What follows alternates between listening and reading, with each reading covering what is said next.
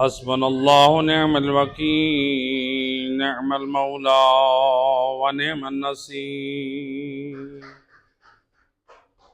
اعوذ باللہ من الشیطان الرجیم، بسم اللہ الرحمن الرحیم۔ الحمد للہ الذی نور قلوبنا بولایت محمد و آل محمد، اللہم صلی علی محمد وآل بیتہ الطیبین الطاہرین المعصومین المظلومین المنتجبین الذین اذھب اللہ عنہم الرجس وطہرہم تطہیرا۔ صلی علی محمد۔ وَلَعْنَةُ الدَّائِمَةُ عَلَىٰ أَعْدَائِهِمْ أَجْمَعِينَ مِنْ يَوْمِ ظُلْمِهِمْ إِلَىٰ يَوْمِ الدِّينِ۔ أما بعد، فقد قال رسول اللہ صلی اللہ علیہ وآلہ وسلم: ان فاطمہ سیدۃ نساء العالمین۔ صلوات پڑھیں محمد۔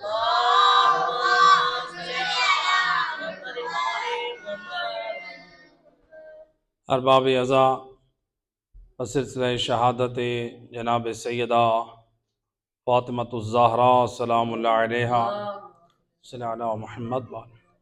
آپ کے سلسلہ شہادت کے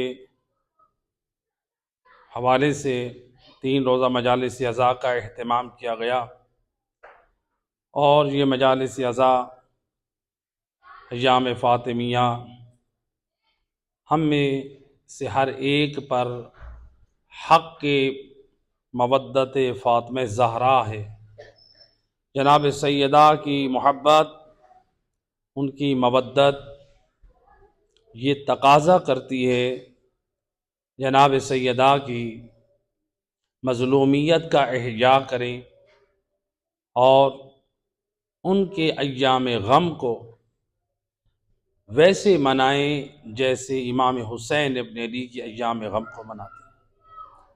اس لیے کہ جہاں ہم اپنے لیے یہ لازم سمجھتے ہیں کہ امام حسین ابن علی کا فرض عزا کا بچھانا ہماری بخشش کا وسیلہ ہے، تو یہ جناب سیدہ وہ بیوی ہیں جو امام مظلوم کی بھی ماں ہیں، جناب فاطمہ زہرا۔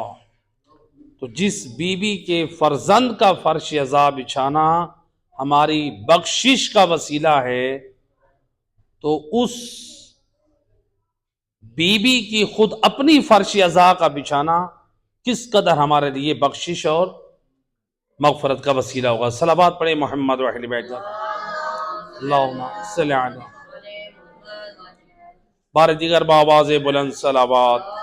اللہم صلی علی محمد و آل محمد۔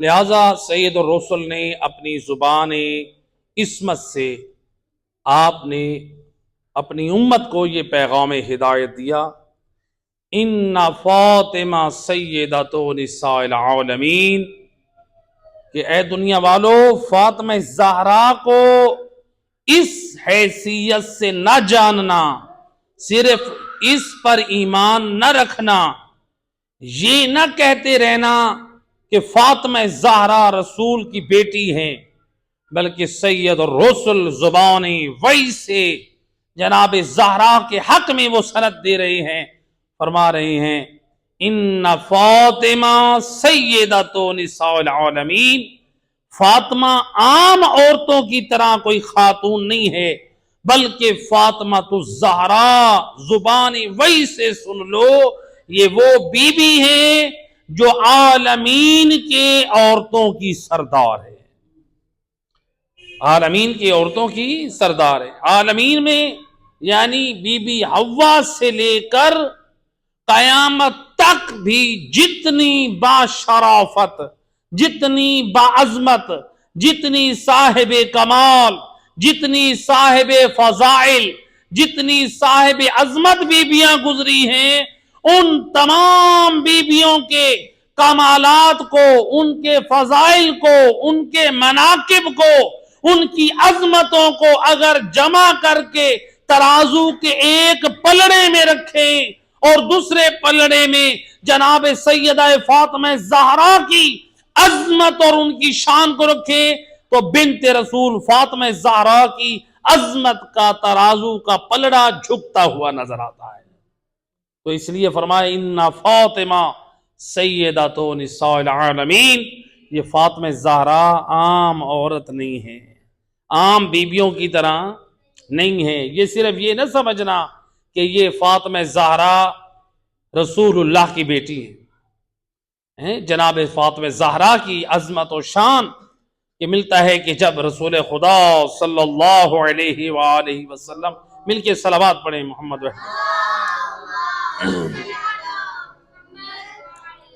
کہ سید الرسل جناب سیدہ کی تعظیم کرتے تھے، جناب سیدہ کو اپنی جگہ پہ بٹھاتے، جناب سیدہ کے ہاتھوں کا بوسہ دیتے۔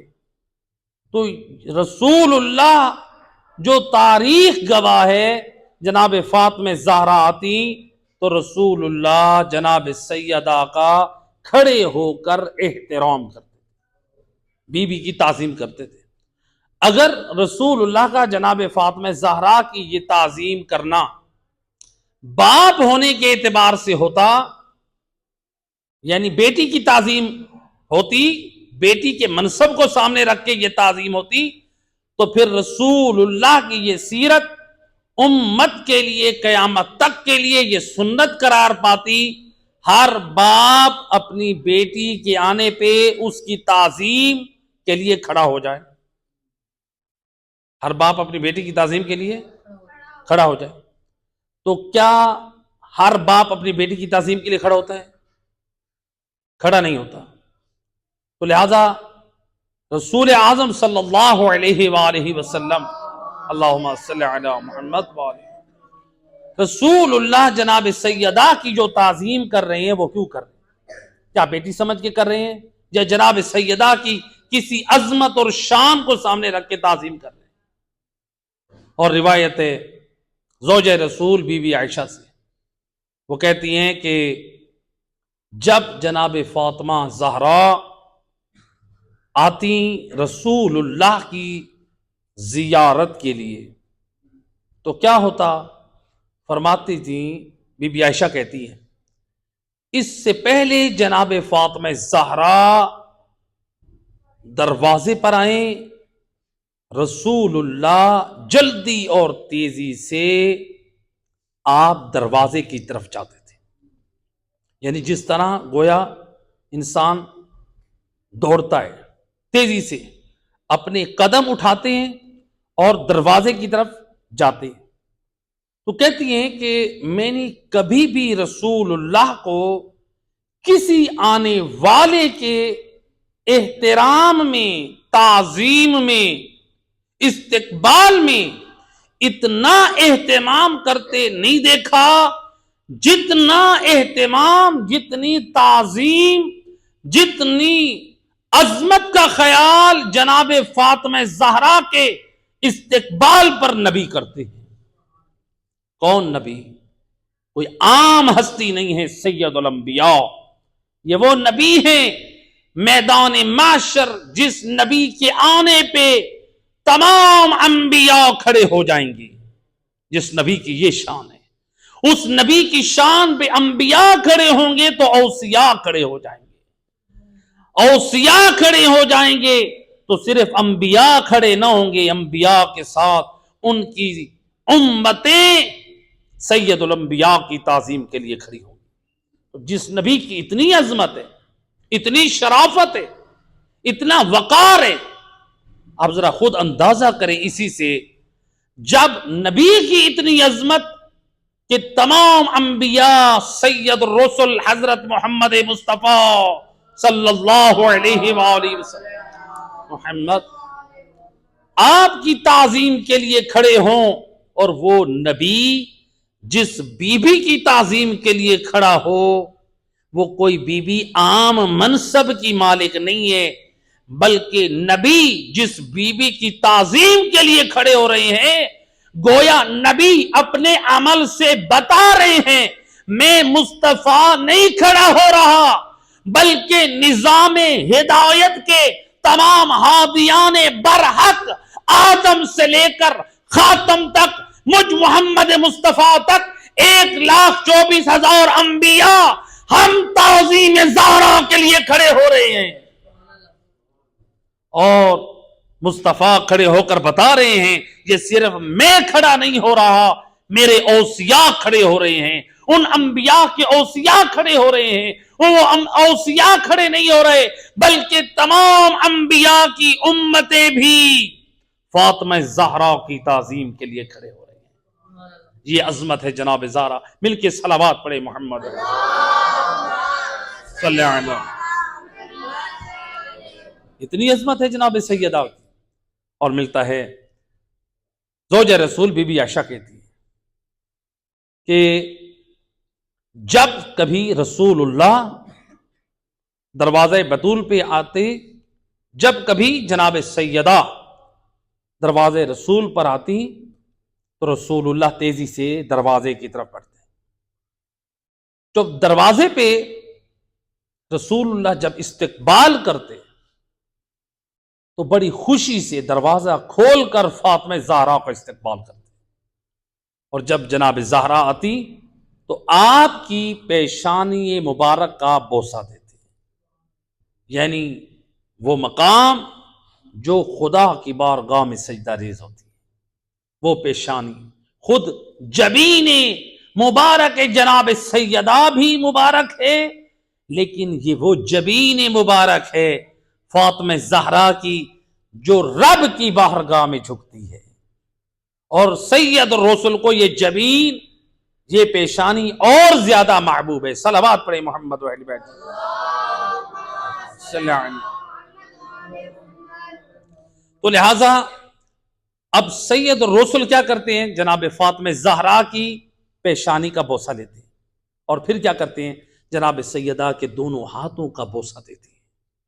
ہاتھوں کا بوسہ دے کر زوجہ رسول بی بی عائشہ کہتی ہیں رسول اللہ جناب فاطمہ زہرا کو لے کر آتے ہیں، اس مقام پر بٹھاتے ہیں جہاں مصطفیٰ خود بیٹھتے ہیں، اور بلکہ بعض روایات کے مطابق سید الرسل جناب زہرا کو بٹھا کے خود سامنے کھڑے ہو کے جناب سیدہ سے گفتگو فرماتے ہیں۔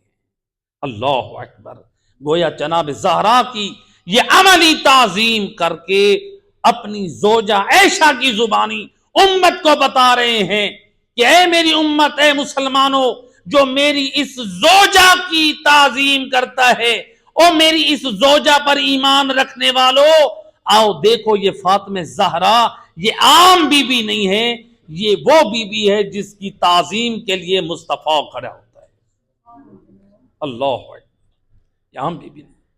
تو لہذا بی بی عائشہ کہتی ہیں میں نے پوچھا یا رسول اللہ، آپ کسی بھی آنے والے مہمان کا اتنا استقبال نہیں کرتے، کسی آنے والے مہمان کی اتنی تعظیم نہیں کرتے، کسی آنے والے مہمان کی کا اس قدر آپ عالی شان استقبال نہیں کرتے جیسے آپ فاطمہ زہرا کا استقبال کرنے کے لیے دروازے پہ دوڑ کر جاتے ہیں، اور خوشی سے آپ کے چہرے پہ مسکراہٹ ہوتی ہے اور خاص اہتمام ہوتا ہے۔ یا رسول اللہ، آپ کو معلوم کیسے ہو جاتا ہے آپ کے دروازے پہ آنے والا کوئی آپ کا صحابی نہیں ہے، آپ کے دروازے پہ آنے والا کوئی اور مسلمان نہیں ہے، بلکہ جب بھی زہرا آتی ہیں آپ کا ہر وقت یہی ایک انداز ہوتا ہے اور کسی کے لیے خاص اہتمام نہیں ہوتا۔ تو سید الرسل لسان وحی سے فرماتے ہیں اے میری زوجہ، جب فاطمہ زہرا اپنے گھر سے نکلتی ہے مجھ مصطفیٰ کے دروازے پہ آنے کے لیے، میری زیارت کے لیے، تو ادھر سے پروردگار ایک ملک کو، ایک فرشتے کو بھیجتا ہے جو مجھے پیغام دیتا ہے یا محمد صلی اللہ علیہ وآلہ وسلم، اٹھیں، آپ کے دروازے پہ میری کنیز زہرا آ رہی ہے۔ اللہ اکبر، اور میرا حبیب تیرے دروازے پہ میری کنیز زہرا آ رہی ہے، جا اس کا استقبال کر۔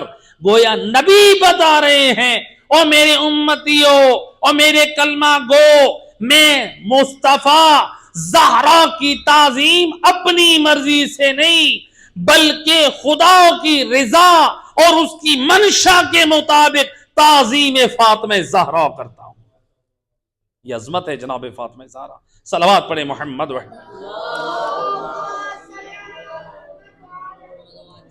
تو جناب فاطمہ زہرا کی ولایت، ان کی مودت، ان کی محبت کا یہ تقاضا ہے کہ ہم ان ایام فاطمیہ کا احیا کریں، جس طرح امام حسین ابن علی کی مظلومیت کا احیا کرتے ہیں، ویسے جناب سیدہ کی مظلومیت کا احیا کریں۔ کتنی عظمت اور کتنی شان جناب فاطمہ زہرا سلام اللہ علیہا۔ چاہے جناب سیدہ کی عظمت اور شان کے مختلف پہلو۔ راوی کہتے ہیں کہ میں ایک مرتبہ گیا امام محمد باقر علیہ الصلوۃ والسلام، اللہم صلی علیہ، امام کے دروازے پہ امام کی عیادت کے لیے گیا۔ مجھے معلوم ہوا کہ میرے 5ویں امام مریض ہیں۔ میں جب دروازے پر پہنچا، اس سے پہلے کہ میں اجازت لوں تو میں نے امام کی اندر سے آواز سنی، جو امام زبان عصمت سے کہہ رہی ہیں، یا بنت محمد، یا بنت محمد، یعنی جناب سیدہ کو پکار رہے ہیں، آپ کے اسم مبارک کو اپنی زبان عصمت سے بول رہی ہیں۔ اجازت ملی، اندر گیا تو کہتے ہیں کہ میں جب امام کے پاس بیٹھا تو امام علیہ السلام کی زبان پر یہ جملہ تھا، یا بنت محمد، جناب فاطمہ زہرا کا نام لے رہے ہیں اور ٹھنڈا پانی اپنے بدن پہ ڈال رہے ہیں۔ امام حالت بیماری میں، جو آپ کے بدن پر بخار تھا، اس میں امام کیا کریں؟ 2 کام کریں۔ ایک تو اپنی زبان عصمت سے جناب سیدہ کا نام لے رہے ہیں، دوسرا اپنے بدن پر ٹھنڈا پانی ڈال رہے ہیں۔ تو آخر وجہ کیا تھی؟ یعنی گویا اس حالت بیماری میں امام محمد باقر علیہ الصلوۃ والسلام، اللہم صلی علی محمد یعنی اپنی صحت یابی کے لیے جناب فاطمہ زہرا سے توسل کر رہے ہیں، بی بی کے توسل سے، یعنی خدا سے شفا طلب کر رہے ہیں۔ تو لہذا امام علیہ السلام جناب فاطمہ زہرا کے نام کو اس لیے لے رہے ہیں تاکہ آپ کے اسم مبارک کی برکت سے مجھے صحت ملے، اور ٹھنڈا پانی ڈال رہے ہیں تاکہ میرے بدن پر جو بخار کا جو اثر ہے وہ زائل ہو جائے۔ اور شیخ عباس قمی رحمت اللہ علیہ، ہمارے ایک عظیم محدث گزرے ہیں، وہ کہتے ہیں کہ امام علیہ الصلوۃ والسلام ادھر سے اپنے بدن پہ ٹھنڈا پانی ڈال رہے ہیں اور ادھر سے جناب فاطمہ زہرا کا نام لے رہے ہیں۔ وہ کہتے ہیں اس کی جو وجہ مجھے سمجھ آئی ہے، بدن پر پانی اس لیے ڈال رہے ہیں کہ بدن کا مرض، بدن کا درد دور ہو، لیکن جو دل میں جدہ فاطمہ زہرا کے مصائب کا درد ہے، اس عالم بیماری میں اپنی جدہ فاطمہ زہرا کا نام لے کے اپنے اس دل کے درد کا مداوا کر رہے ہیں۔ اللہ اکبر۔ تو لہذا گوئے امام علیہ السلام اپنے گھر میں جناب فاطمہ زہرا کا نام لے کر صحت یابی کے لیے توسل کر رہے ہیں، اور جناب فاطمہ زہرا کی گویا مظلومیت کو یاد کر کے اپنے دل کے غم کو ہلکا کر رہے ہیں۔ صلوات پڑھیں محمد و اہل بیت۔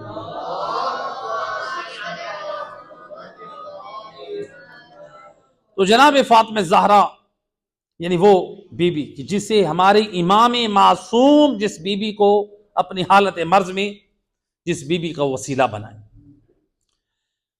اور شیخ عباس قمی رحمت اللہ علیہ ہمارے علماء محدثین میں سے جنہوں نے مفاتیح الجنان لکھی، یہ عظیم کتاب مفاتیح الجنان جو آج آپ کو فقہا مجتہدین کے گھر میں جو ان کے سرہانے آپ کو کتاب نظر آتی ہے، یہ مفاتیح الجنان ضرور نظر آتی ہے۔ مفاتیح الجنان، حرم امیر المومنین میں جائیں، حرم امام حسین علیہ السلام میں جائیں، کاظمین میں جائیں، سامرہ میں جائیں، مشہد میں جائیں، قم المقدس میں جائیں، جس امام زادے کی مزار پہ جائیں، مفاتیح الجنان ضرور ہوتی ہے۔ اور اسی طرح دنیا بھر کے علماء کرام ہوں، دینی مدارس ہوں، اور جو مومنین دیندار ہوتے ہیں، جو اعمال سے محبت رکھتے ہیں، جو سال بھر کے اعمال انجام دینے کی رغبت رکھتے ہیں، ان کے گھروں میں بھی یہ مفاتیح الجنان ضرور ہوتی ہے۔ یہ مفاتیح الجنان ہے کیا؟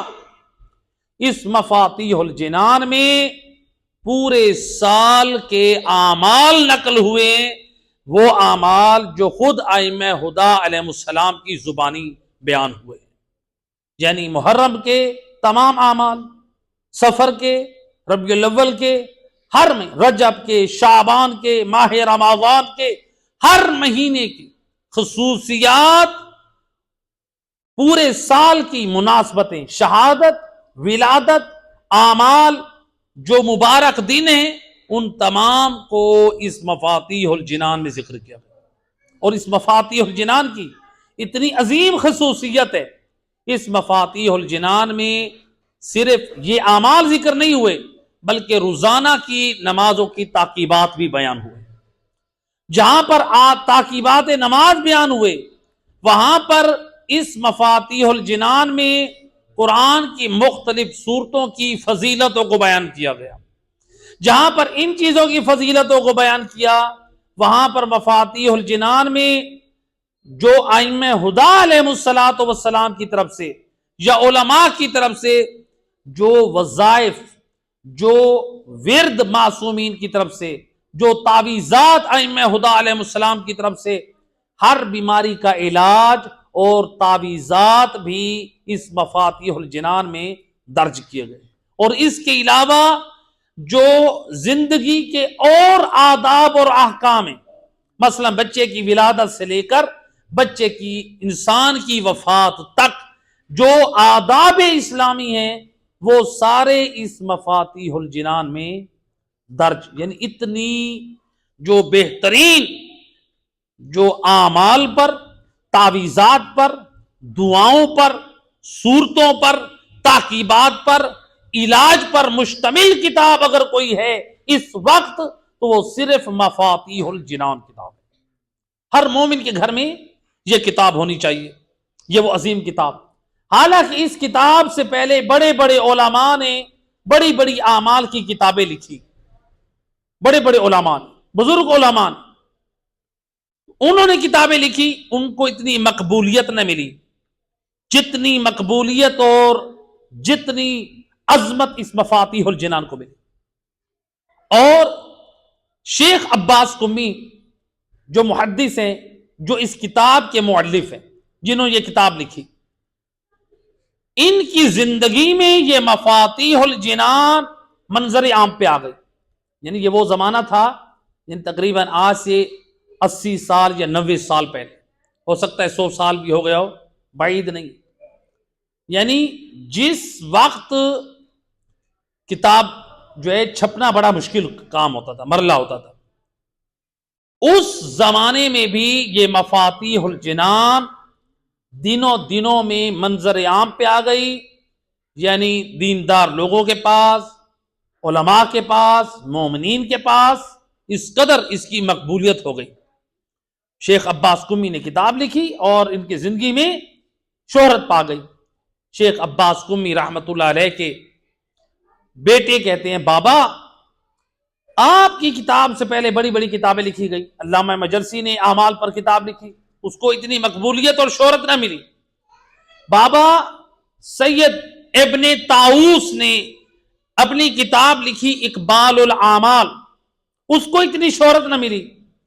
اور سید ابن طاؤس یہ وہ عالم دین تھے جنہوں نے کتاب لکھی اقبال الاعمال, 3 جلدوں پر مشتمل ہے عربک میں. میری نظر سے ابھی اس کا ترجمہ اردو میں نہیں گزرا, عربی میں یہ کتاب موجود ہے, فارسی میں بھی ہے. سید ابن طاؤس یہ وہ ہمارے ایک عالم گزرے ہیں جو یہ کہتے تھے اگر دیوار کے پیچھے سے چند افراد گفتگو کریں اور ان میں ایک ہمارے وقت کے امام صاحب العصر والزمان ہوں, اللہم صلی علی محمد, ایک ہمارے وقت کے امام ہوں تو میں بتا سکتا ہوں ان میں ہمارے امام کی آواز کون سی ہے. میں یہ بتا سکتا ہوں ان میں سے ہمارے امام کی آواز. یعنی دیکھیں یہ مرلہ بڑا مشکل ہے کہ کوئی امام کی آواز پہچان لے. یہ کب ہوتا ہے؟ کوئی شخص امام کی آواز کو کب پہچان سکتا ہے؟ مثلا مثال کے طور پہ اس کی میں ایک مثال دیا کرتا ہوں.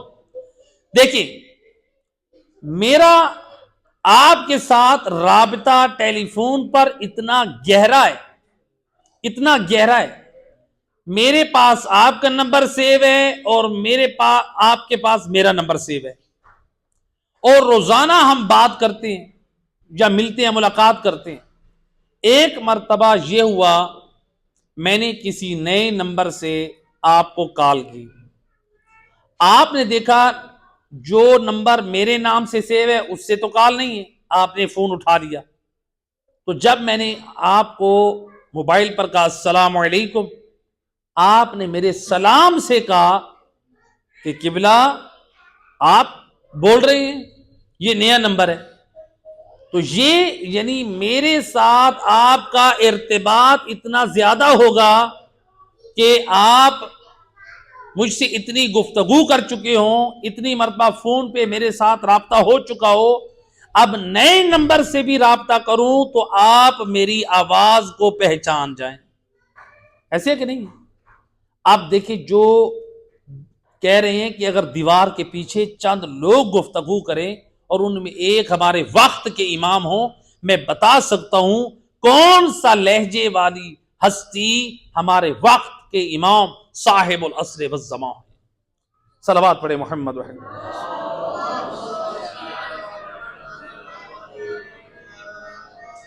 میں بتا سکتا ہوں کہ کون سی ہستی ہمارے وقت کے امام ہیں.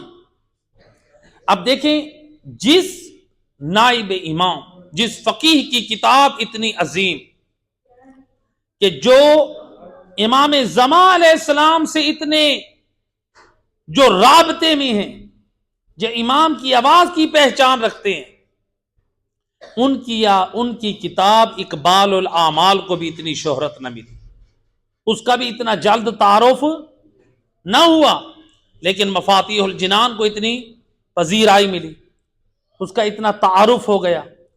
تو ان کے فرزند کہتے ہیں بابا اتنے بڑے بڑے محدثین بزرگان نے کتابیں تالیف کی, ان کتابوں کو اتنی پذیرائی نہ ملی, اتنی عظمت نہ ملی, اتنا تعارف نہ ہوا, اتنی شان ان کو نہ ملی, اتنا جلد تعارف نہ ہوا.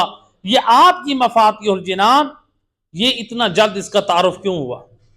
تو کہتے ہیں کہ بیٹا اس میں مجھ عباس کا کوئی کمال نہیں ہے, اس میں میرا کمال نہیں ہے. پھر کیا مسئلہ ہے؟ پھر وجہ کیا ہے؟ اس کا ریزن کیا ہے؟ فرمایا اس کی 2 وجوہات ہیں. پہلی بات یہ ہے کہ میں نے اس کتاب کو تعریف کرنے سے پہلے ہر عمل پہ پہلے خود عمل کیا ہے, پھر اس عمل کو میں نے مفاتیح الجنان میں درج کیا. اللہ اکبر.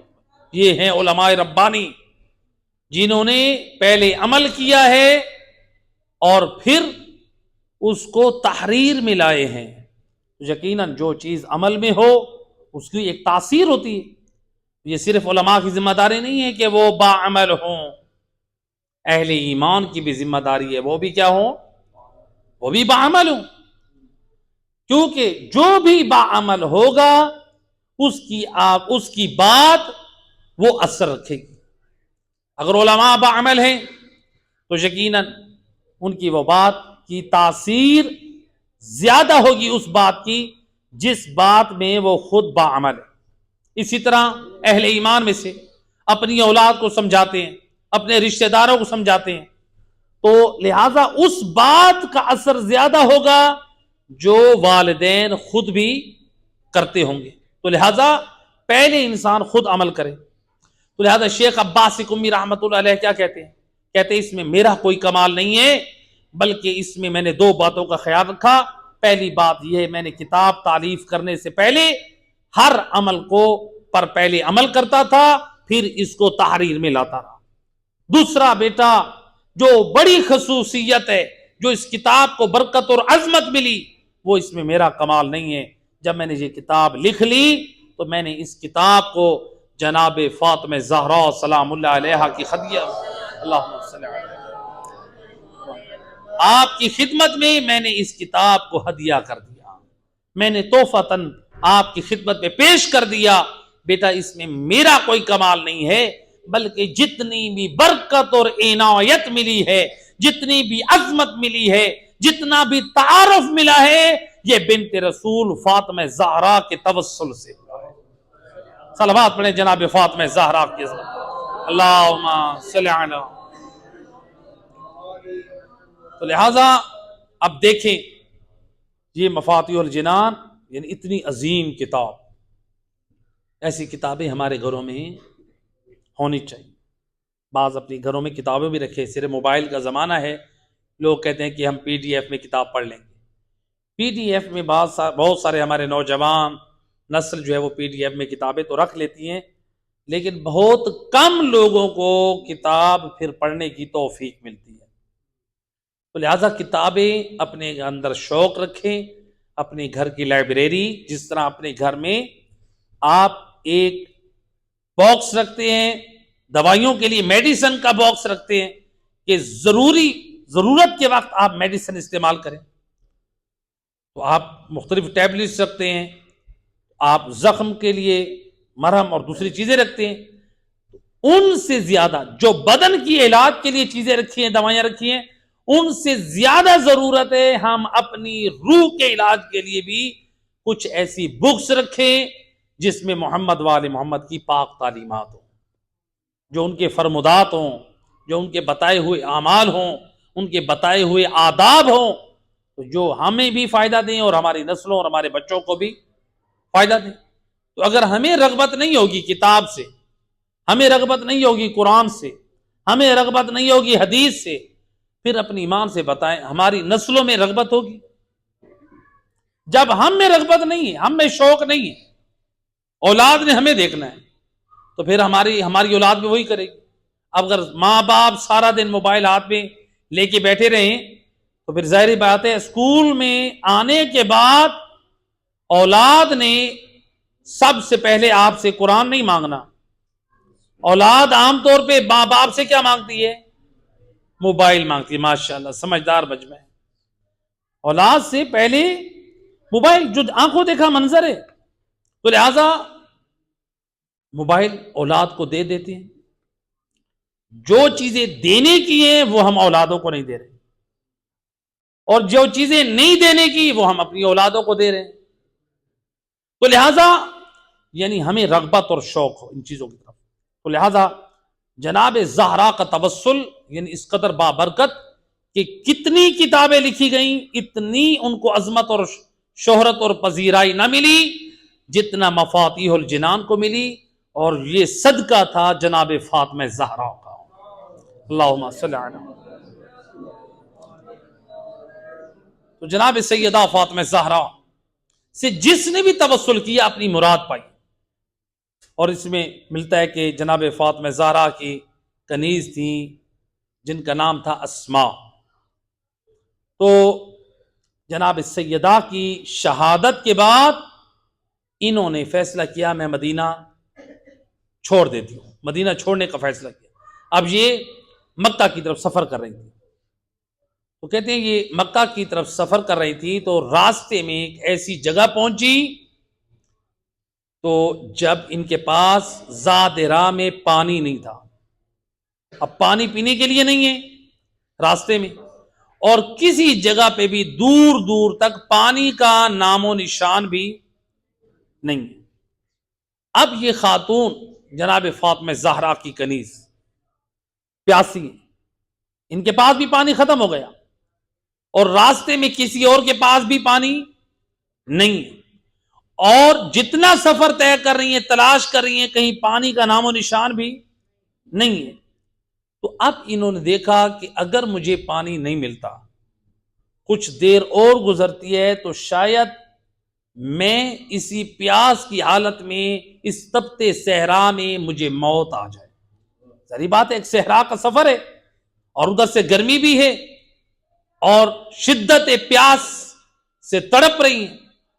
ایک مرتبہ اس تڑپتی حالت میں بے چینی اور بے قراری میں اپنے ہاتھوں کو بلند کیا، خدا کی بارگاہ میں التجا کیا، رب انی امت فاطمہ، اے بار الہ میں فاطمہ زہرا بنت رسول کی کنیز ہوں، اتقتلنی عطشا، اے میرا اللہ میں تو تیرے رسول کی بیٹی زہرا کی کنیز ہوں، کیا تو مجھے پیاسا مارے گا؟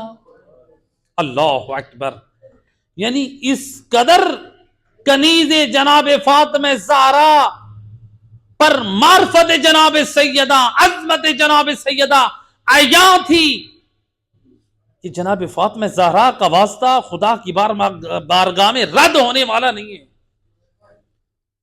اور کیا کہہ رہی ہیں؟ اے بار الہ میں فاطمہ زہرا کی کنیز ہوں، کیا تو مجھے پیاسا مارے گا؟ کہتی ہیں ابھی بس میرے یہ الفاظ ختم ہوئے تھے یا آسمان سے ایک ڈول اترا جو ٹھنڈے اور شیرینی اور پاکیزہ پانی سے بھرا ہوا تھا۔ اللہ، اور بی بی کہتی ہیں جب میں اس پانی سے سیراب ہوئی، زندگی کا ایک حصہ تک کئی گھنٹوں فاقے سے رہتی، کئی وقت فاقوں سے رہتی، نہ بھوک کا احساس ہوتا نہ پیاس کا احساس ہوتا، اور خالی پیٹ، یعنی آپ بھاری سے بھاری کام بھی انجام دیتی جس میں آپ نہ پیاس محسوس کرتی نہ آپ بھوک محسوس کرتی۔ کیوں؟ جو برکت فاطمہ زہرا سے غیب سے اللہ نے پانی پلایا تھا۔ جناب فاطمہ زہرا سلام اللہ علیہ سے توسل، لہذا جب بھی کوئی مشکل پیش آئے، لوگ کہتے ہیں ہم بڑی بڑی مشکلات میں پریشانیوں میں مبتلا ہیں، تو لہذا اپنی مشکلات کے حل کے لیے لوگ جاتے ہیں، درباروں کا رخ کرتے ہیں، تعویذ گنڈوں والوں کے پاس جاتے ہیں، پیروں کے پاس جاتے ہیں۔ میں کہتا ہوں جو درباروں اور پیروں کے پاس اور یہ تعویذ گنڈوں والوں کے پاس جاتے ہیں نا، اگر کوئی آل محمد کا حبدار ہو کے ایسا کام کرتا ہے، یہ بھی آل محمد کے حق میں توہین اور جسارت کرتا ہے۔ میرا ایمان، اللہ نے اتنے پاک اولیاء دیے اور جن کے حق کا واسطہ خدا رد نہیں کرتا، ان کو چھوڑ کر آپ جا رہے ہیں ان مزاروں پہ جن کے دل میں ولایہ آل محمد بھی نہ ہو، جو اللہ نے پاک پیروں کی ولایت بخشی ہے۔ کیا 12 اماموں کے بعد بھی آپ کو کسی اور پیر کی ضرورت پڑ گئی؟ یہ تو وہ 12 پیر ہیں جو اللہ کے بنائے ہوئے، یہ تو وہ سردار ہیں جن کی ولا اور محبت و مودت میں اللہ نے نجات رکھی ہے۔ جب تک ان 14 کی نور ولایت دل میں نہ ہو اس وقت تک نہ نماز فائدہ دیتی ہے نہ روزہ فائدہ دیتا ہے۔ اللہم صلی علی محمد اور قرآن کی آیت مجیدہ ہے، قرآن کی آیت مجیدہ کے مطابق یہ میں اپنی طرف سے کوئی جملہ نہیں کہہ رہا ہوں، اور ہمارے مذہب تشیع کی بنیاد ہے اس مودت آل محمد پر اور صرف مودت آل محمد تشیع میں نہیں بلکہ اسلام کی ضروریات میں سے ہے. اگر کوئی محمد و آل محمد کی محبت کا انکار کرتا ہے وہ مذہب تشیع سے نہیں، وہ اسلام سے خارج ہو جاتا ہے. اور قرآن کی آیت مجیدہ ہے جب میدان معاشر میں بڑے بڑے حاجی، بڑے بڑے نمازی، بڑے بڑے روزے دار، بڑے بڑے تاجر، بڑے بڑے زکوٰۃ دینے والے، بڑے بڑے عبادت گزار، بڑی بڑی ریاضتیں کرنے والے جب وہ خوش ہوں گے ہمارے نام اعمال نیکیوں سے بھرے ہوئے ہیں، آج تو ہمارا بیڑا پار ہے، ادھر سے آواز قدرت آئے گی واقفوہم انہم مسئولون. آج ان نمازیوں کو روکو، آج ان حاجیوں کو روکو، آج ان روزے داروں کو روکو، آج ان زکوٰۃ دینے والوں کو روکو. پوچھا گیا امام جعفر صادق علیہ السلام سے، اللہم صلی علی محمد و اے وارث قرآن، ان نمازیوں کو کیوں روکا جائے گا؟ ان روزے داروں کو کیوں روکا جائے گا؟ ان حاجیوں کو کیوں روکا جائے گا؟ فرمایا ان کو روک کر پوچھا جائے گا ان ولایت علی ابن ابی طالب، ان سے علی کی ولایت کا سوال کرنا ہے. صرف نمازیں نہیں دیکھنی، صرف روزے نہیں دیکھنے، صرف حج نہیں دیکھنے، بلکہ یہ دیکھنا ہے ان کی نمازیں تب قبول ہیں، اس نمازی کی نماز قبول ہے جس کے دل میں ولایت علی ابن ابی طالب، اس حاجی کا حج قبول ہے جس کے دل میں مودت علی ابن ابی طالب ہے، اس روزے دار کے روزے قبول ہیں جس کے دل میں علی کی محبت ہے. اور اگر کوئی لاکھ نمازی ہو، لاکھ روزے دار ہو، لاکھ حاجی ہو، لاکھ صدقہ و خیرات دینے والا ہو، لیکن دل میں آل محمد کی ولا اور محبت نہ رکھتا ہو، ایسے شخص کی عبادتیں اس کے منہ پہ مار دی جائے. اللہ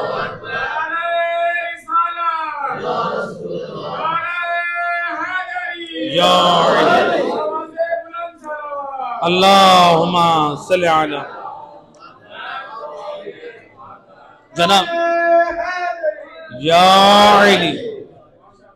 جناب فاطمہ زہرا وہ بی بی ہے کہ جن کی محبت، جن کی ولا ہماری بخشش کا وسیلہ ہے، اور خوش نصیب ہے جو جناب فاطمہ زہرا کی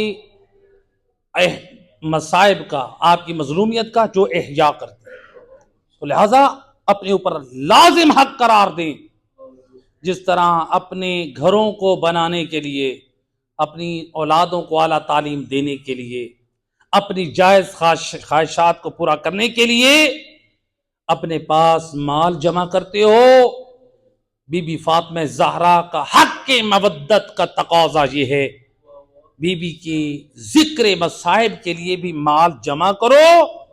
سال میں ایک مرتبہ بی بی کا ذکر مصائب ضرور کراؤ اپنے گھروں میں عملاً اپنے لیے. یہ حق مودت کیا ہے؟ ہم پر واجب ہے. اظہار حق مودت میں سے ایک یہ ذکر جناب فاطمہ زہرا ہے. جناب سیدہ پہ ہم کوئی احسان نہیں کر رہے، خدا گواہ ہے. یہ جناب سیدہ کا یہ ذکر کر کے، یہ فرش عزا بچھا کے، یہ ہماری بخشش کا وسیلہ ہے. ہم جناب سیدہ کا درجہ نہیں بلند کر رہے، ہم ان کے ذکر سے اپنے درجوں کو بلند کر رہے ہیں. ہم جناب سیدہ کے ذکر سے اپنی اور اپنے مرحومین کی بخشش کا ذریعہ بنا رہے ہیں. تو لہذا جناب فاطمہ زہرا کا یہ ذکر، آج ایک فکر چلی ہے فیس بک پہ بھی بہت زیادہ، یہ سوشل میڈیا پہ اس کو پھیلایا جا رہا ہے کہ جناب فاطمہ زہرا سلام اللہ علیہ کا یہ ایام فاطمیہ یہ کس امام نے منائی تھی، یہ ایک اعتراض اٹھایا جا رہا ہے. اور جب یہ اعتراض کرنے والے اعتراض کریں گے تو پھر مکتب آل محمد کے مجھ جیسے طالب علموں کی ہماری ذمہ داری ہے کہ ہم اپنے مذہب کا دفاع کریں. کہتے ہیں یہ ایام فاطمیہ کیا مولا علی نے منائی تھی؟ کیا امام حسن نے منائی تھی؟ کیا امام حسین نے منائی تھی؟ امام جعفر صادق نے منائی تھی؟ اب جن لوگوں کو تاریخ سے آشنائی نہیں ہوتی وہ اس پہ خاموش ہو جاتے ہیں. سوال ہے کہ نہیں؟ تو جو یہ اعتراض اصل میں نواسب کی طرف سے اٹھائے گئے، ناسبی، جو ناسبی ہیں. ناسبی کس کے کہتے ہیں؟ یعنی محمد وال محمد میں سے کسی ایک سے بغض کا اظہار کریں. اور جو ان ایام فاطمیہ کی مخالفت اور مذمت کرتے ہیں وہ اپنے اس اندر کے چھپے ہوئے بغض کو ظاہر کرتے ہیں. جناب فاطمہ زہرا کی عظمت، ان کی مظلومیت کو اگر پھیلا دیا جائے تو دنیا حق پہ آ جائے. اب دیکھیں، سوال تو ہے کہ جناب فاطمہ زہرا کے یہ ایام فاطمیہ کسی نے منائے؟ ایام فاطمیہ کا مقصد کیا ہے؟ ایام فاطمیہ کا مقصد یہ ہے جناب فاطمہ زہرا کی مظلومیت کا پرچار کیا جائے. ایام فاطمیہ کا مقصد یہ ہے. اب جناب فاطمہ زہرا سلام اللہ علیہ کی جو مظلومیت کا پرچار ہے، اب سوال یہ، کیا مولا علی سے لے کر ہمارے باقی ائمہ ہدا علیہ السلام نے، امام مہدی علیہ السلام تک ائمہ ہدا نے کیا جناب فاطمہ زہرا کی مظلومیت کو ذکر کیا؟ تو انہوں نے اگر مختلف اوقات میں جناب سیدہ کی مظلومیت کا ذکر کر دیا تو اس کا مطلب ہے انہوں نے بھی جناب فاطمہ زہرا کی مظلومیت کا پرچار کیا. تو یہ اور بات ہے. ہم اس دور میں مجالس اعضاء میں اپنی نسلوں، اپنے بچوں میں مظلومیت جناب سیدہ کو ذکر کر کے جو ہے وہ ایک معرفت کا دروازہ کھولنا چاہتے ہیں تاکہ ہم اپنی نسلوں کو تک، اپنے بچوں تک، اپنے جوانوں تک حقائق پہنچا سکیں. ہر دور کے اپنے تقاضے ہوتے ہیں. ائمہ ہدا علیہ الصلوۃ والسلام کے زمانے میں اپنے تقاضے تھے، ہمارے دور میں اور تقاضے. معصومین کے زمانے میں، چھٹے امام کے زمانے میں تو لوگوں پہ اوپر پابندی تھی کہ امام جعفر صادق علیہ السلام کے اللہم صلی علی امام کے گھر میں جمع نہیں ہو سکتے تھے. اگر کوئی مسئلہ شرعی پوچھنے جاتا تو اس کو کچھ درہم ٹیکس دینا پڑتا تھا. اب کوئی شخص قیاس کرے معصومین کے زمانے کو اپنے زمانے کے ساتھ. اور دوسری بات یہ کہ اگر ہمیں ذرا آگے تشریف لے، پیچھے والے مومنین کو جگہ مل جائے، صلوات پڑھے محمد اللہم صلی علی محمد. بار دیگر بآواز بلند صلوات.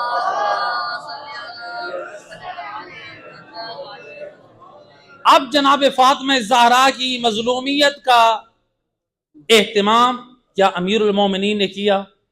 جو لوگ کہتے ہیں، اعتراض کرتے ہیں. دیکھیں، تاریخ گواہ ہے اور علماء محدثین نے سب نے نقل کیا. جب امیر المومنین علیہ السلام ایک مرتبہ گھر ہے، جناب سیدہ سے کہا کہ مدینے کے لوگ کہتے ہیں کہ اپنے رونے کا وقت مقرر کریں. روایت کہتی ہے جناب فاطمہ زہرا کو یہ خبر دینے کے بعد امیر المومنین نے کیا کیا؟ جنت البقیع میں ایک سائبان بنا دیا اور جس کا نام تھا بیت الحزن. اس میں جناب فاطمہ زہرا جاتی تھی، جس میں آپ گریہ کرتی اور روتی تھی، اور امام حسن امام حسین علیہ السلام کو ساتھ لے جاتی، اور پھر شام کو واپس مولا علی علیہ السلام خود بنت رسول کو امام حسن اور امام حسین کو ساتھ کر لاتے. اب یہ جو بیت الحزن ہے یہ کیا تھا؟ گویا امیر المومنین علیہ السلام نے اپنی زندگی میں پہلا عزا خانہ بنایا. بیت الحزن، یہ میں کوئی خطابی جملہ نہیں کر رہا ہوں، یہ پوری ذمہ داری سے میں کہہ رہا ہوں. آپ نجف سے، قم سے، علماء اور فقہا سے پوچھ سکتے ہیں. امیر المومنین جو جنت البقیع میں بیت الحزن جو قائم کر رہے ہیں، صاحبان بنا رہے ہیں بنت رسول اللہ کے لیے کہ وہاں پر گریہ ہو، جس میں مصائب یاد کر کے مجلس پڑھنے والی بنت رسول فاطمہ زہرا ہیں، اور 7 عزادار عام نہیں، 2 معصوم امام حسن و حسین. کیا بنت رسول جب روتی ہیں ماں زہرا کے گریہ کو دیکھ کے حسن و حسین نہیں روتے؟ تو پہلی مجلس پڑھنے والی بنت رسول فاطمہ زہرا ہے، اور مصائب اس مجلس میں شرکت کرنے والے حسن و حسین، اور امیر المومنین بھی جاتے تھے، پھر واپس لے کر آتے. یعنی کچھ لحظے کے لیے تو آپ بھی جاتے ہیں نا، جو لے کر آتے ہیں، کیا دلاسا نہیں دیتے ہوں گے؟ جب امیر المومنین جناب زہرا کو روتا ہوا دیکھتے ہوں گے جنت البقیع میں، بیت الحزن میں، کیا بنت رسول کو دلاسا نہیں دیتے ہوں گے؟ کیا ان مسائب پر امیر المومنین آنسو نہیں بہاتے ہوں گے؟ یہ پہلا عزا خانہ قائم کیا ہے علی ابن ابی طالب نے. اور چونکہ برادران اہل سنت کے ہاں نظریہ مختلف ہے، وہ نبی کی صرف سنت کو سنت قرار دیتے ہیں، ہم کہتے ہیں نہیں، جس طرح نبی معصوم ہے، نبی کے دین کے وارث علی سے لے کر امام مہدی تک یہ بھی حجت خدا معصوم ہے. ان کا قول و فعل اور تقریر جس پر یہ راضی ہوں، جن پر ان کی تصدیق ہو جائے، ان کے اعمال بھی ویسے سنت ہیں جیسے نبی کا قول و فعل سنت ہے. لہذا اب پہلے عزا خانے کی بنیاد کس نے رکھی؟ امیر المومنین. گویا شیعہ مذہب کے مطابق یہ سنت سے ثابت ہے. اور جو لوگ اعتراض کرتے ہیں یہ کیا ہے؟ ان کا اعتراض صحیح نہیں. تو بہرحال پہلا عزا خانہ مدینے میں بنا. اب یہ کون ہے؟ مظلومیت کا احیاء کرنے والے خود مولا علی علیہ السلام ہیں. اور اس کے علاوہ ہمارے پاس کتنی ایسی روایات ہیں. کچھ روایتوں کو میں مصائب کے ضمن میں بیان کروں گا، لیکن کچھ روایات ملتی ہیں کہ ایک روایت ملتی ہے کہ دیکھیے کہتے ہیں کہ جی ائمہ ہدی علیہ السلام نے کون سا ایام فاطمیہ منائے تھے. معصومین نے اگر اپنے زمانے میں، اپنی زبان میں، اپنی محفل میں جناب فاطمہ زہرا کی مظلومیت کو بیان کیا ہو، یہی مقصد ہے ایام فاطمیہ منانے کا. آپ کی مظلومیت کا پرچار ہو، آپ کی عظمت کو، آپ کی شان کو نمایاں کیا جائے، تاکہ لوگوں کے لیے حق تک پہنچنا آسان ہو جائے. ایک صلوات پڑھیں محمد و اہل بیت. اللہ پیچھے اس والے مومنین ذرا آگے آ جائیں، پیچھے اللہ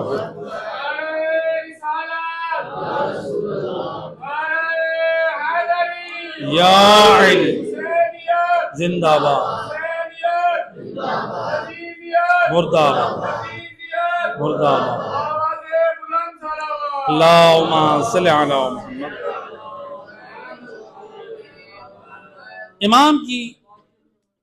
امام علیہ السلام نے ہمارے مختلف ائمہ ہدی علیہ السلام نے ایام فاطمیہ کے حوالے سے کیا مظلومیت فاطمہ زہرا کا پرچار کیے، اور ایام فاطمیہ کا مقصد بھی یہی ہے. اب دیکھیں روایات میں جو ہمارے پاس مختلف روایات ہیں، کہ خود ایک وہی روایت امام محمد باقر علیہ السلام اللہم صلی علی محمد وآل محمد وآل، جسے شروع میں نے توسل کے موضوع سے بیان کیا ہے کہ امام علیہ السلام اپنی حالت بیماری میں جو ہے وہ ٹھنڈا پانی بدن پہ ڈال رہے ہیں، اور آپ جناب سیدہ کا نام لے رہے ہیں. تو کیا ہے؟ جو دل میں غم میں فاطمہ ہے، آپ مظلومیت کو یاد کریں. اور اس کے علاوہ جو ہمارے پاس روایت ہے علماء محدثین نے نقل کی ہے، امام جعفر صادق علیہ الصلوۃ والسلام اللہم صلی علی، امام کا صحابی راوی کہتا ہے کہ جب میں امام علیہ السلام کی خدمت میں کوفہ میں امام کے پاس گیا تو میں نے دیکھا امام علیہ السلام کی خدمت میں ایک تازہ کھجوروں کی ایک پلیٹ پڑی ہے. تازہ کھجوروں کی پلیٹ ہے. امام علیہ السلام نے مجھے دعوت دی، آؤ اے فلاں میرے ساتھ مل کے یہ کھجور کھاؤ. میں نے کہا کہ فرزند رسول میرا کھانے کو دل نہیں. اب یہ بتا رہے کہ میرا کھانے کو دل نہیں کر رہا، ساتھ اپنے نہ کھانے کا ریزن بتا رہا ہے، چونکہ امام معصوم ہے، حجت خدا ہے، کہیں امام کی مخالفت نہ ہو. کہہ رہے کہ مولا میں آ رہا تھا کہ میں نے بازار میں ایک ایسا واقعہ دیکھا جس سے میری غیرت ایمانی اس طرح سے بیدار ہوئی کہ مجھے جو تکلیف ہوئی ہے اس تکلیف اور اذیت سے میرا دل نہیں کر رہا کہ میں یہ کھجوریں کھاؤں۔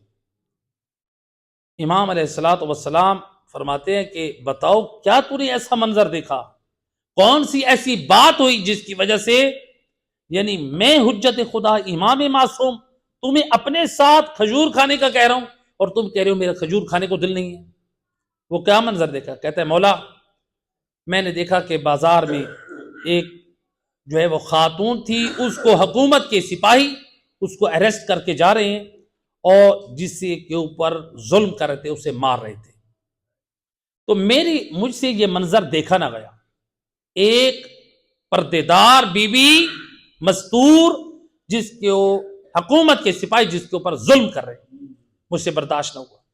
میں نے لوگوں سے پوچھا کہ اس خاتون بیچاری کا جرم کیا ہے جو اتنا زد و کوب کر رہے ہیں، یہ سپاہی اس کو مار رہے ہیں؟ تو کسی نے کہا کہ اس کا جرم فقط یہ ہے جب یہ بازار میں جا رہی تھی تو اس کا پاؤں سلپ ہوا تو اس نے اپنی زبان سے یہ ایک جملہ کہا، لعن اللہ علی قاتلی یا فاطمہ، اے فاطمہ زہرا، اے بنت رسول، اللہ آپ کے دشمنوں پر لعنت کرے، اللہ ان کو رحمت سے محروم کرے۔ یہ جملہ کہا، لوگوں نے شکایت کی اور ان سپاہیوں نے اریسٹ کر لیا، جس کی وجہ سے جناب فاطمہ زہرا کی محبت کے جرم میں اس مستور کے اوپر ظلم ڈھایا گیا۔ کہتے ہیں مولا مجھ سے یہ منظر دیکھا نہیں گیا، مجھ سے یہ برداشت نہیں ہوا۔ امام علیہ السلام، راوی کہتا ہے جو امام کھجوریں کھا رہے تھے نا، امام نے انہی کھجوروں سے ہاتھ چھوڑ دیا۔ اللہ اکبر۔ اور امام علیہ السلام نے کیا کیا؟ امام علیہ السلام فرماتے ہیں اٹھو جلدی کرو، مسجد سہلہ آئے۔ جو لوگ مسجد سہلہ گئے ہیں، صحن مسجد سہلہ میں جو مقام ہے امام جعفر صادق علیہ السلام کا، اللہم صلی علی محمد، یہ وہ مقام ہے۔ اب ذرا دیکھیں جس جگہ پر امام نے 2 رکعت نماز پڑھی تھی، تب سے آج تک مومنین اسی محراب میں جا کے نماز پڑھتے ہیں۔ امام نے کیوں نماز پڑھی؟ مسجد سہلہ میں آئے، 2 رکعت نماز پڑھی، امام علیہ السلام نے اس مومنہ کی رہائی کے لیے دعا کی اور شخص کو بھیجا جاؤ اس کی خبر معلوم کرو۔ وہ شخص گیا، اس نے، امام علیہ السلام فرماتے ہیں کہ اب وہ رہا ہو جائے گی۔ جو دوسرا شخص آیا تو اس نے آ کے بتایا کہ ہاں اے وارث دین، اس مومنہ کو آزاد کر دیا گیا۔ جب وہ مومنہ آزاد ہوئی تو پھر امام نے اسی شخص کو جس نے اطلاع دی تھی، امام علیہ السلام نے اس مومنہ تک اپنا سلام پہنچوایا۔ اور راوی کہتا ہے کہ امام علیہ السلام نے جب یہ سنا نا، گویا امام بے قرار ہو گئے، امام یہ برداشت نہ کر سکے، یعنی امام کا گریہ بلند ہوا۔ اب یہ دیکھیں امام معصوم یعنی جناب فاطمہ زہرا کی مظلومیت کو جس نے یاد کیا، اس پر ظلم کیا گیا، تو جناب امام صادق علیہ السلام کو بھی یہ بات برداشت نہ ہوئی، یعنی جناب فاطمہ زہرا کی کس قدر عظمت ہے۔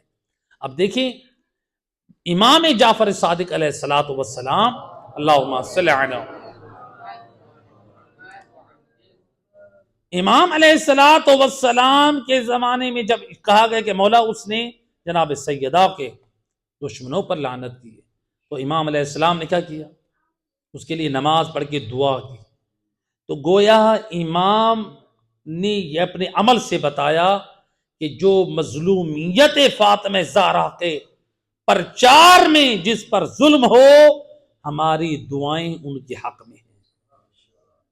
مومنہ نے یہی کیا تھا نا، مظلومیت جناب سیدہ کو یاد کیا، امام صادق علیہ السلام نے نماز پڑھی، وہ ایسی جگہ بن گئی جو قیامت تک وہ جگہ مبارک رہے گی۔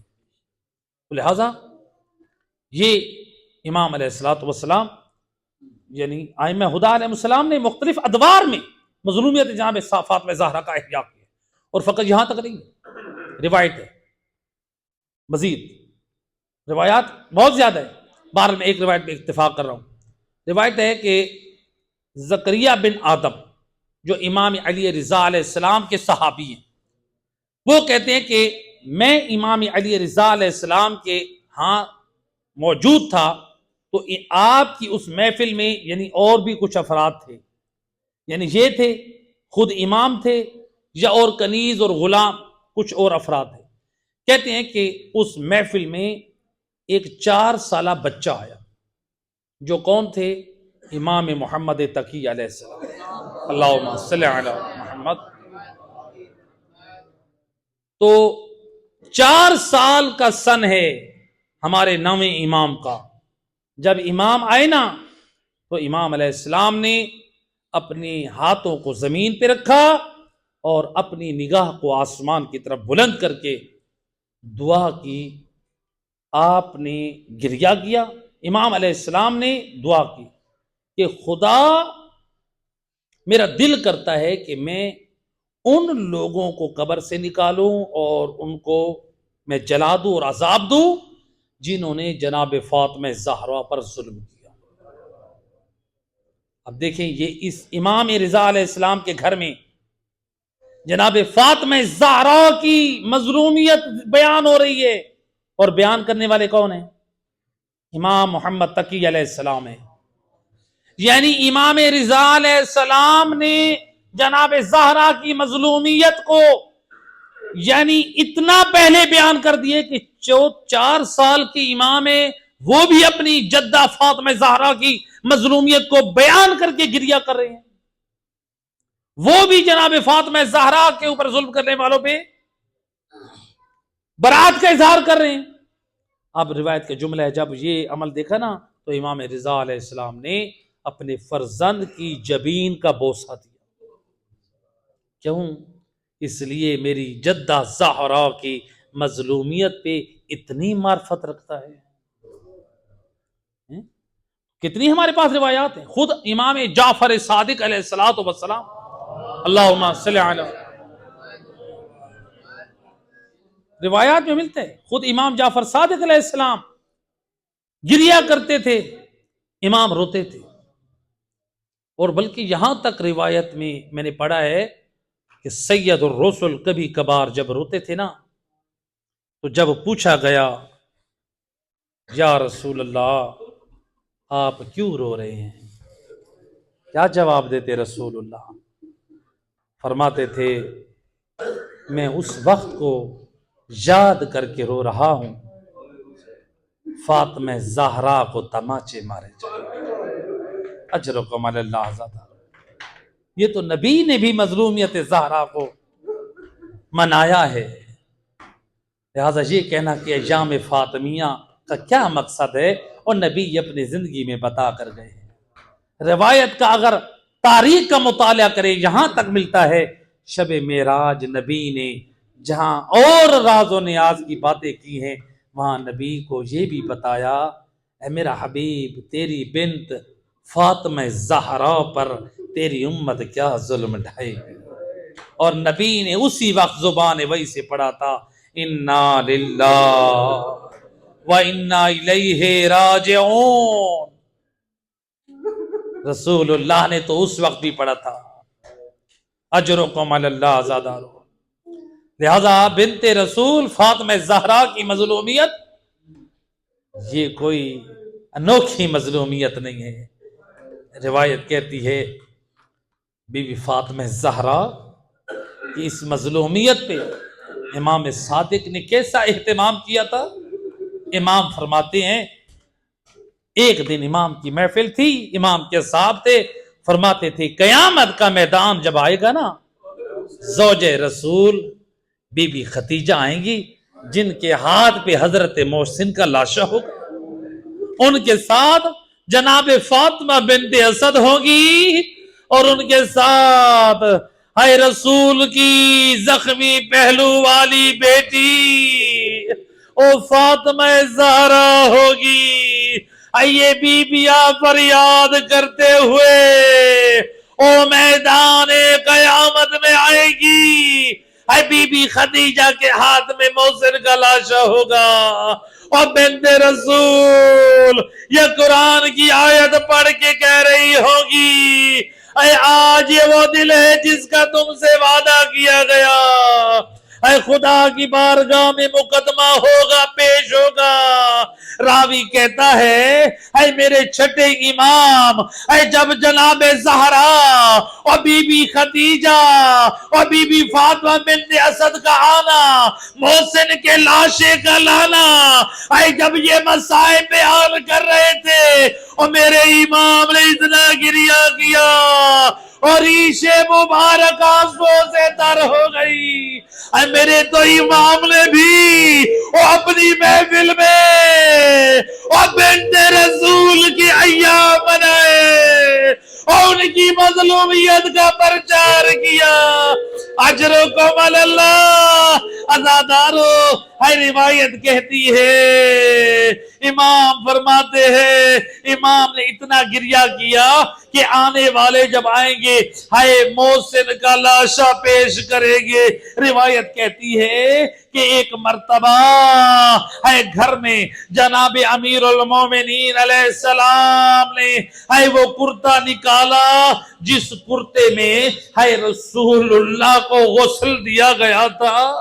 اجرکم علی اللہ زادارو، روایت کہتی ہے جب وہ کرتا ہے جس میں رسول کو غسل دیا گیا، جب بنت رسول نے اس کرتے کو لیا اپنے چہرے پہ لگایا، اے نبی کی خوشبو کو سونگا، اے بنت رسول غش کھا گئی۔